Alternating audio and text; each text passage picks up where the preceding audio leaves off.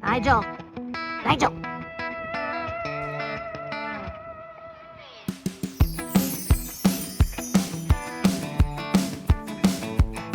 Ow, Nigel!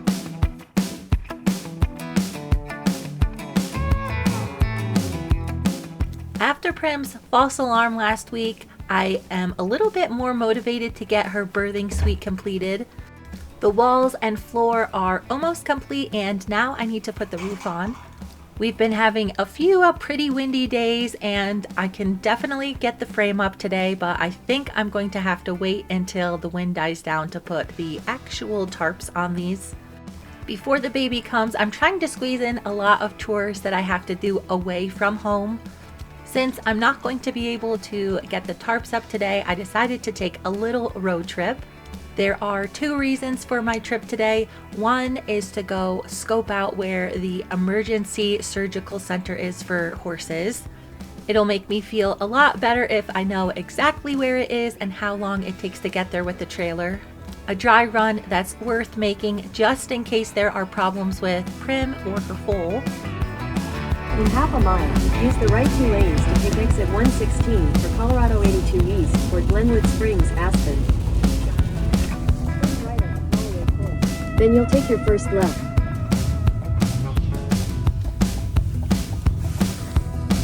Turn left, then your destination will be on the left. Since the surgical center is so close to the thrift store that I love looking for furniture at, I decided to pop in. We have been looking for some patio furniture, and this stuff has been here for quite a while, but they finally lowered the price to a point that I don't mind paying. This is really high quality stuff and the price is right, so I'm gonna pick up a few things and take them home with me. You never know what you might find at a store like this, so I'm gonna poke around for a little bit longer and see if there's anything else I need to pick up.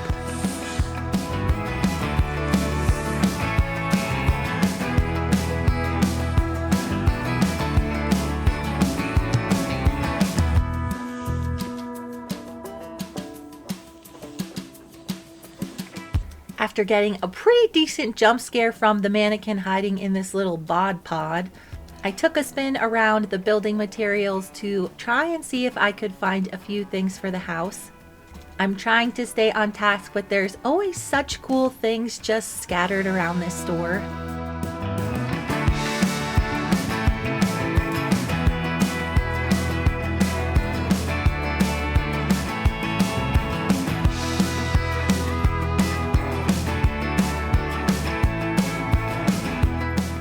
There are a few doors on our house that need to be replaced, but I didn't find quite the perfect ones today. I did, however, find a few things that are definitely going home with me so I can use them in the garden.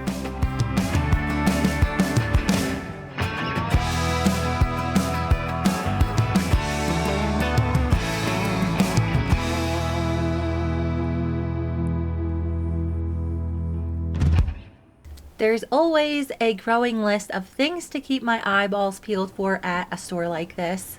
I was really excited to see these black bricks. We are looking to redo our fireplaces. Typically, weird colored bricks are usually special order, and I'm gonna have to check to see how much these pallets are. It might be enough to do the project that I'm thinking of. I also wanted to see if I could find the perfect piece of granite to put in the feed/cat room. In my master plan for our garden, I really want to put some cold frames in. They had a few double paned windows that were taken apart for $10, and I think those are going to work just right. This store is really close to Aspen, so they typically have some very high-end pieces. They also have some reproductions mixed in, like this Tiffany style lamp. All of this stuff in the store is usually available online, at least the big furniture items, so you can kind of preview what's going to be here. I saw the same size trunk as the one I just found at the other thrift store, but it was double the price and had a little bit worse smell. This couch would be really cool in the cat room, but it's probably a bit too fancy.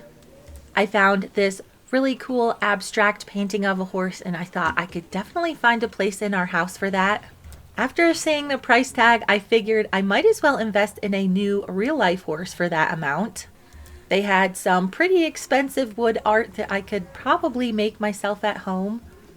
I really hate spending money on new things that are very poorly made, so coming to this store always scratches an itch that I have. Even if I just get the patio furniture and my windows, today's trip is going to be a success. I picked up a table and chairs, 2 loungers, and some end tables. With my windows, it was right around $1,000. After doing some investigating on the brand, it was a screaming deal. All the furniture was from the Ritz-Carlton in Aspen, so our front porch is going to look pretty fancy. Nigel. Little buddy.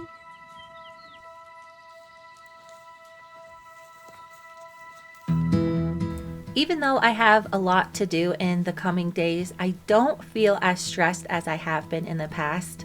Until I adopted Sparkler, I was doing quite a bit of worrying about her. The horses I get in to train and move on to a new home, there is a small part of me that doesn't allow me to get too invested in them. It just makes it too hard to send them on to their new home when that time comes. I still do a very good job at training these horses, but there's something different that happens when I know they're going to be here long term. Since the auction day, Sparkler has really come out of her shell, and I think part of that is my attitude towards her has changed a little bit. See what you're doing, Nigel. She will be staying until she started under saddle, so she'll be around for quite a while. One of the reasons that I wanted to build a whole new pen for Prim is because Sparkler has been acting a little bit strange. I just could not shake the feeling at the auction that she was in foal, so the vet will be coming out to take a look at her when he does Prim's next check. So I should have some answers fairly soon.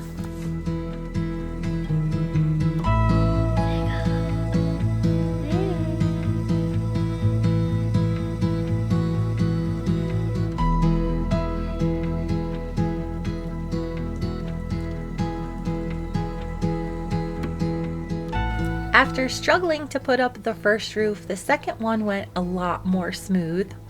Every day I've been putting Prim in this pen for a few hours in the morning and a few hours at night.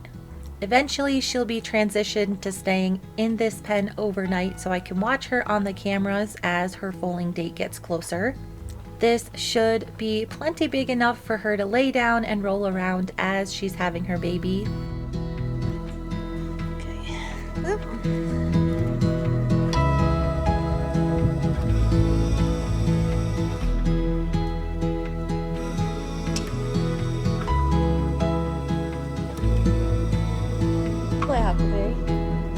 What do you think?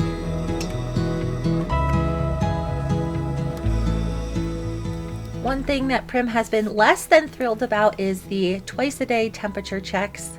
I'm actually going to have to retrain her on how to do that because she is currently not allowing me to take her temperature. We've got about 30 days until her projected due date, so I think I should have enough time.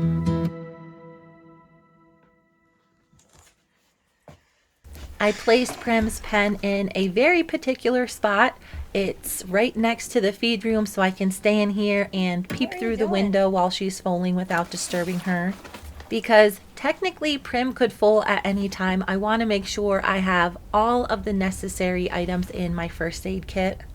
She is going to be wearing a special foaling monitor that goes on a halter, and I do not like leaving halters on my horses unless it's absolutely necessary. For Prim, I do need to get a breakaway halter just in case she gets it stuck on anything, it will release. Before I am too preoccupied on baby watch, I did decide to go into town just to get a few more things.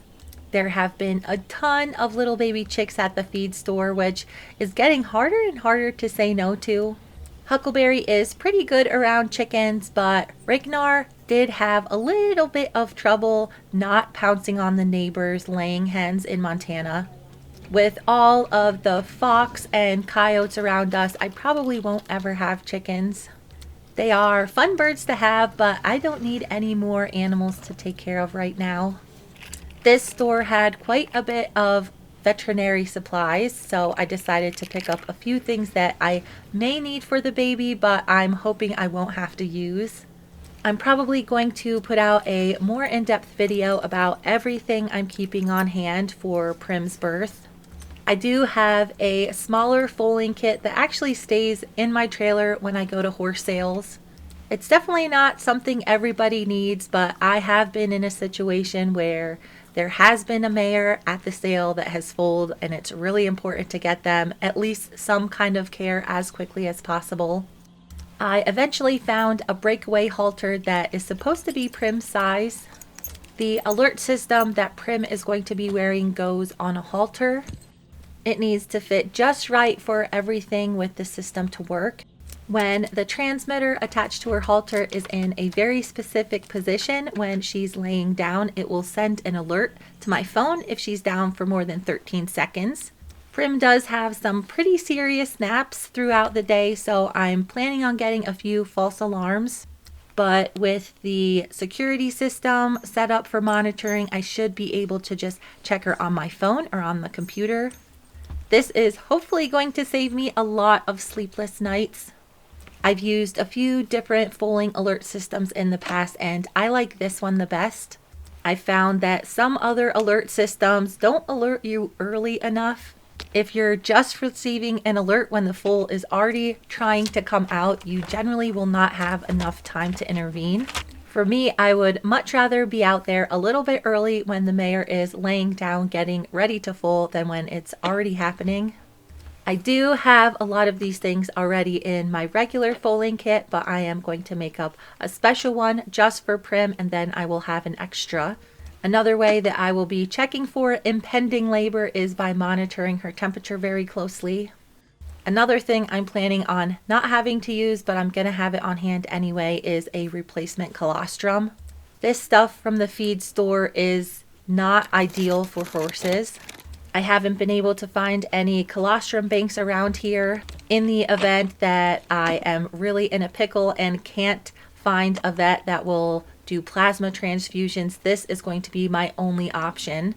The weather was pretty nice for my dry run to the emergency center, but that pass on the way there does shut down, and there's still the potential for a snowstorm. While I was stopped in town for lunch, I was perusing the internet and I found this Molly mule at an auction that's not too terribly far away. I had to do a serious double take because it looked exactly like the one I saw a few days ago at the fancier auction I attended. One of the really nice things about putting all these videos on the internet is I have a really good way to go back and double check to make sure it's not the same mule. It was really crazy how similar these two animals were. They even had little spots in their tall white socks. I was really worried for a while that this was the same Molly mule, so I had to go in and find some discernible markings on her. The one from this weekend had a little bit of white around her tail head.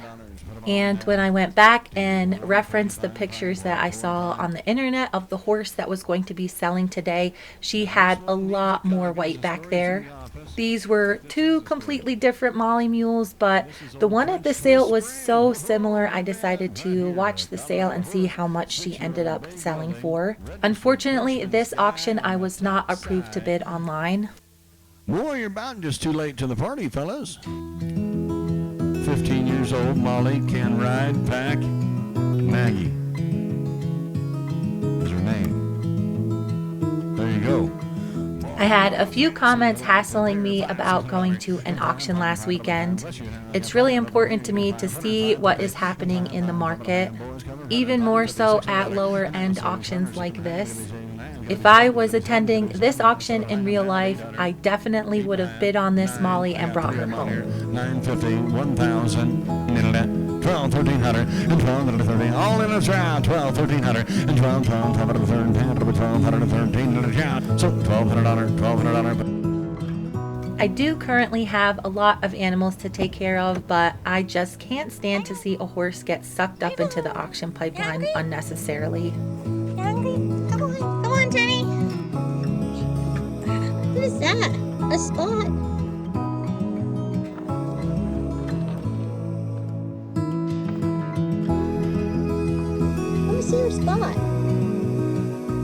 even recognize you anymore, girl. Before I officially adopted Sparkler, I was planning on going and picking up a new horse after she left. With her here, it does change my plans a little bit. Ideally, I would love to get more permanent fencing and shelters up before a new horse came. Things typically don't turn out the way you plan anyway, and if I run across a horse that desperately needs help, I'm gonna have a hard time saying no.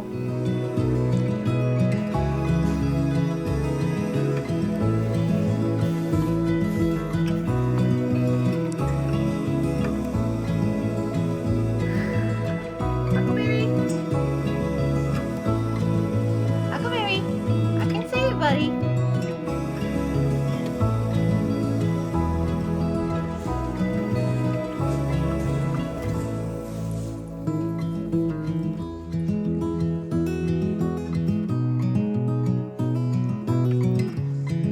Huckleberry, come on. Are you hungry? Let's go.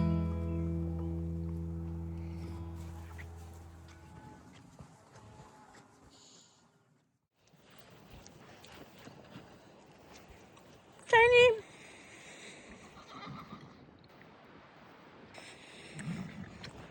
Dang. I don't know what I did yesterday, but I woke up and I had this shooting pain in my toe. Ready for your mama meal? Oh, girl. I didn't do any strenuous activities the last couple of days. I have basically been just walking around getting things ready for Prim's foaling stall. Breakfast. Come on. It's all right. It's all right. It's okay. Just go in, girl. It's all right, Mare. The wind seems to be picking up, and I think we have a little bit of a storm brewing. It's been above freezing every night for quite a while, but there is the potential that we will get a pretty big storm in the next couple of days. It's nice to have Prim all tucked in her foaling stall out of the elements. Hello, Prim. You're hungry? You're hungry? You're hungry? This is the time when Prim is getting a little bit of extra feed. The baby is growing around 1 pound a day. In addition to the free choice alfalfa she's been getting in her stall, her ration balancer is combined with some flaxseed oil, some vitamin E, and then she is getting a vitamin and mineral supplement on top of that. She needs about twice as much food as all of the other horses, so it's a really good thing she's separated now.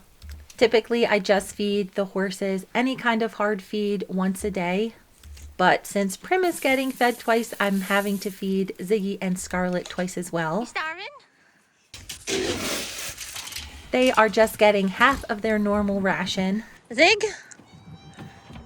You're hungry too?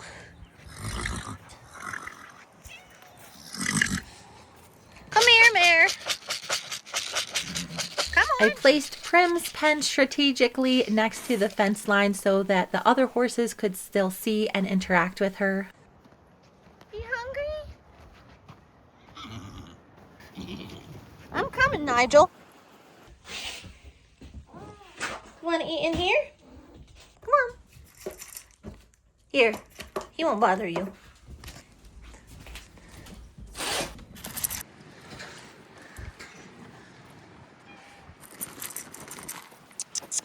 There you go. Good boy. Okay, Huckleberry, gotta feed the ponies. Sparkler has also been getting a little upset she's not getting her special food twice a day, so I've split her ration in half as well. Sparkler girl. Hello, girl. Looking very plump. We've been getting little sprinkles of rain on and off, so the trees around here are really greening up.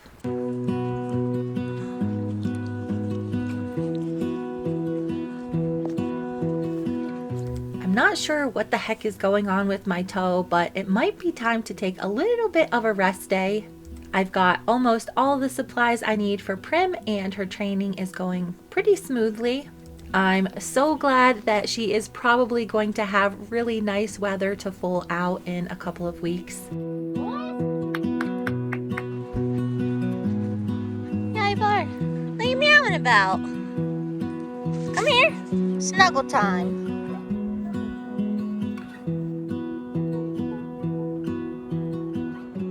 Part of Ivar's training has been little snuggles every now and then. He gets a little bit frantic if you squeeze him too tight, so I've been doing it in little bits and he's gotten so much better.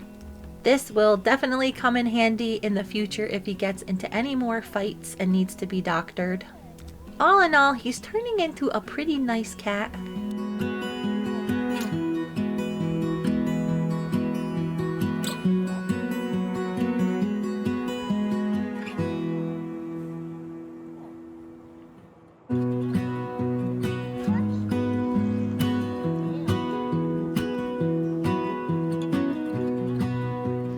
With all of the rains, I've also seen an explosion of weeds.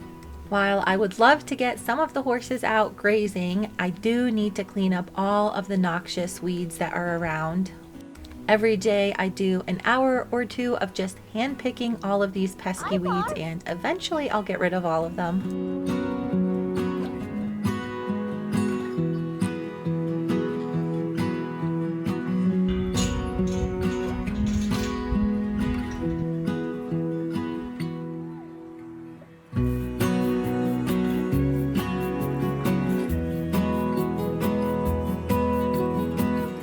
Compared to just a few weeks ago when Sparkler was ready to move on to her new home, she has grown in leaps and bounds. I think part of it is definitely that I am not reserved because she is staying. Being off the property for a few days at the event definitely helped her mind calm down and relax more at home. I haven't been doing any serious work with her. We've just been spending some time together every day. I groom her and keep track of her body condition. After seeing the vet, that is going to be very important going forward.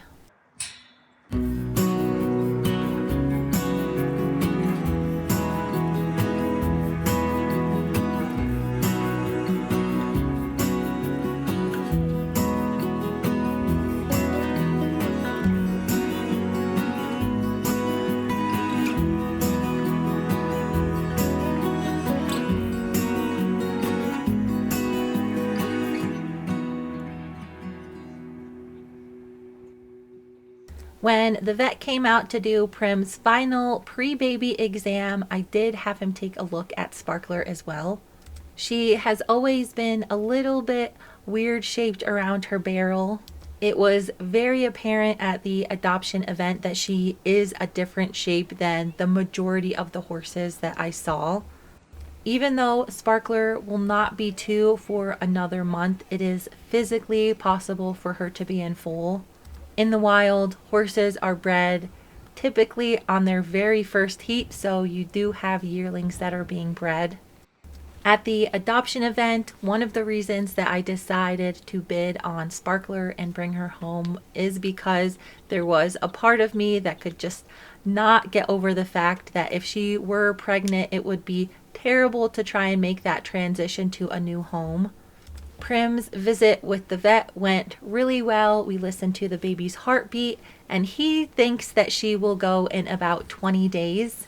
So around 20 days earlier than her expected full date.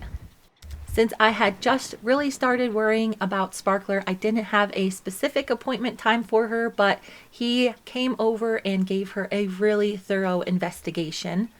Honestly, I really thought I was just doing my due diligence to make sure that there was no possibility she could be in foal.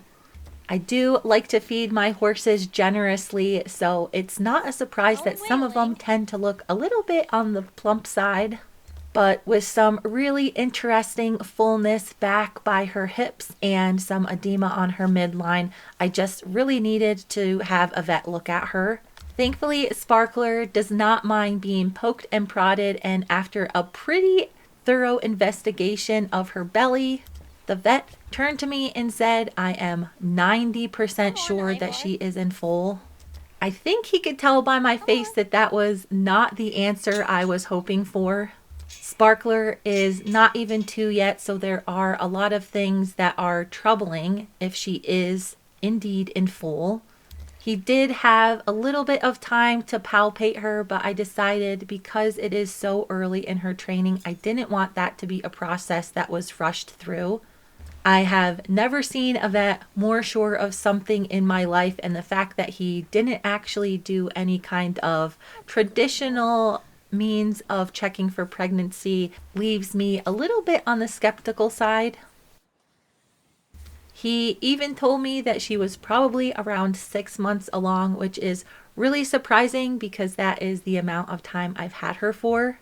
But it is entirely possible that while they were shuffling around horses for the event, that she got bred by a horse that maybe had a retained testicle or something like that. It took me, honestly, a couple of days to come to terms with the fact that Sparkler is probably going to have a foal as well as Prim. I'm going to need a little bit more time for that to sink in and get a plan together. Check up. I'm trying not to stress out about it too much because while the vet said there was a 90% chance she was in foal, that means there is a 10% chance that she's not. With Prim, we confirmed multiple times with an ultrasound, which is standard when you're breeding with artificial insemination. Sparkler is a little bit of a different case because while she has been in holding for quite a while, until confirmed 100%, I am still going to be really nervous about her. When the vet was out, I was nervous about creating problems with Sparkler if we decided to palpate her. Because the vet is pretty adamant that she is pregnant, I decided that I would much rather go and get a full-on ultrasound done of her. If she's not in foal, I really want to check and make sure there is nothing medically wrong with her reproductive tract that is making her look the way that she does. My plan when Sparkler went off to her new home was to find another broodmare for Prim to have as a friend. It would be extremely beneficial for Prim's foal to grow up with another foal. It makes the weaning process so much easier on the mares and the babies. Prim absolutely loves Sparkler, and I'm wondering if that is part of the reason why. Sparkler has had a really hard time getting along with any of the geldings I put in with her, and if she's bred, that could explain their attitudes towards her. Ziggy was extremely aggressive when I put her in with the little herd. I'm, however, not going to be convinced that Sparkler is in foal until I see it with my own eyeballs. In the past, I've purchased multiple horses from lower end sales that I thought were pregnant that ended up not being. On the other hand, I have purchased a few extremely emaciated broodmares that were checked in foal a few months after they were refed. Anything is possible, so my brain is now planning for 2 separate outcomes. I do want to focus on getting Prim ready to foal, so I'm not going to make any plans just yet for Sparkler. With her possibly being about 6 months along, that means that all of her care and nutrition is going to stay the same.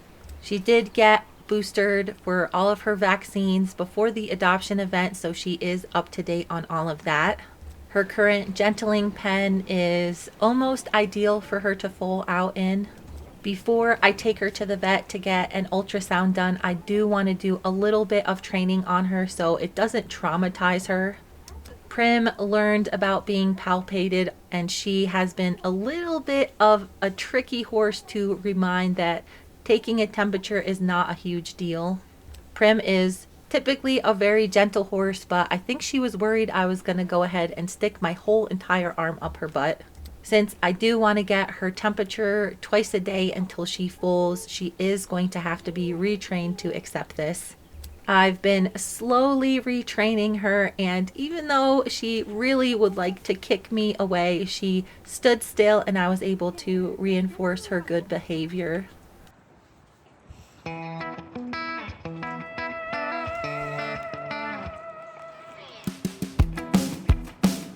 Now that her pregnancy pen is almost 100% complete, she passed her last vet check with flying colors, and I have all of my emergency things gathered. I'm feeling pretty confident that I am ready for the birth of Prim's foal. The whole Sparkler situation is giving me a little bit of anxiety. I'm hoping with maybe a week or two of specific training, I'll feel comfortable hauling Sparkler into the vet to get a thorough ultrasound done. I thought I was going to be able to wait until Prim had her foal, but I think it's just going to weigh on my mind too much and I need to find out as quickly as possible. I certainly could have had the vet pull blood, but I do really want to get a full ultrasound done on Sparkler just to check to make sure everything is normal if she is not in foal.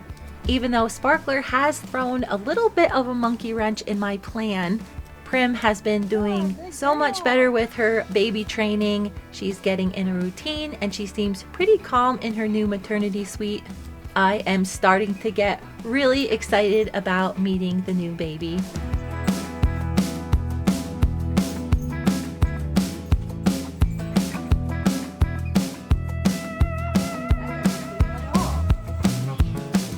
Unfortunately, the normal size horse halter that I bought Prim does not fit at all. I'm going to have to make some serious adjustments, or I might just custom make her her own breakaway halter, because this is not going to work.